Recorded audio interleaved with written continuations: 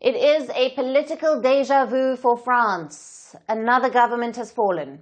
The Prime Minister has resigned, the fifth one to leave in the last 2 years. His name is Sébastien Lecornu. He was appointed just 26 days ago, and now he is already on his way out. So how did France get here, and what happens next? Like I said, Lecornu was appointed just last month. He was President Emmanuel Macron's trusted defense minister. At just 39, he has survived every reshuffle since 2017. Now that's an impressive feat in a government where prime ministers exit faster than fashion trends. But Lecornu had a big task ahead. He had to build consensus in a split parliament. Yesterday, Lecornu appointed his cabinet. It was largely unchanged from the previous prime minister. And that was the trigger. Parties across the board criticized it. They threatened to vote it down, and thus Lecornu had to resign. He blamed partisan appetites for his resignation. The third point is that forming the government within the common base has not been smooth and has given rise to a revival of certain partisan appetites, sometimes linked, quite legitimately, to the future presidential election. I say it again, even if this moment is the most parliamentary of the Fifth Republic, we must not, under any circumstances, relive the bad times of the Fourth Republic. This comes just a month after François Bayrou lost a confidence vote. He was Prime Minister for just 9 months. He tried to push through $38 billion in budget cuts. It included slashing pensions, freezing spending, and squeezing public services, all in the name of reducing debt. The parties did not like that. Bayrou was forced to resign last month, and Lecornu succeeded him. Now, even Lecornu is out. France is without a prime minister again. But why do the French governments keep collapsing? Again, most observers blame one man, French President Emmanuel Macron. Last year, he took a gamble. He called a snap parliamentary election.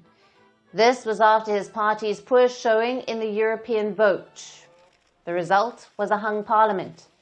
His centrist bloc lost big.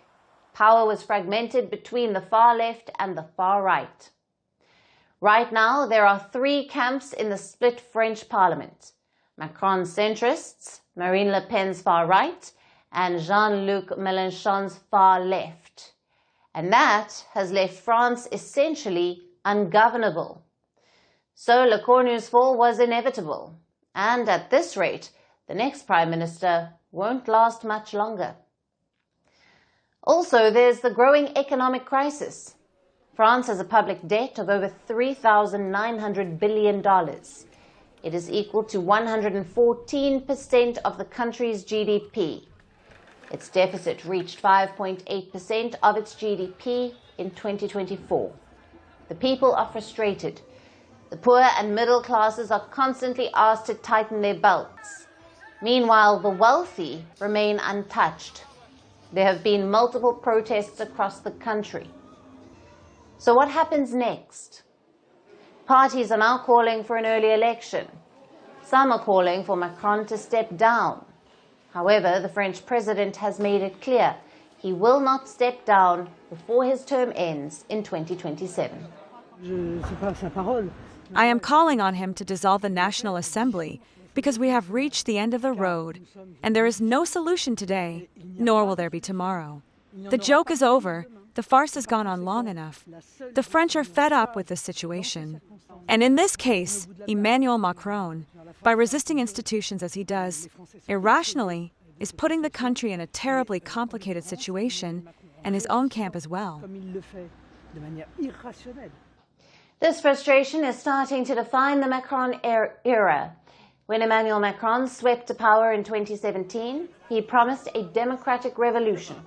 8 years later, France is trapped in a political loop. Prime ministers come and go, governments fall and reform, but nothing really changes. Commentators say that Macron's biggest problem isn't his opposition, it's his style. He's governed like a president who prefers control over conversation, and that has consequences. The far right has never been stronger. Marine Le Pen's party is closer than ever to power, and Macron's approval rating has slipped to a record low. It is at just about 15%. So where does France go from here? Some say Macron could try to reinvent himself again. Others think it's too late. His promise of renewal has faded into fatigue. But one thing is clear. The Fifth Republic was built to bring stability. Today, its leaders are falling faster than they can be sworn in. And that may be Macron's biggest test yet. Not just as a president, but as a keeper of the very idea of the French Republic itself. Want the facts? The latest developments? News that gets straight to the point. Well, we've got all three just for you. This is Firstpost Live, a brand new show, your window into what really matters. Don't miss it.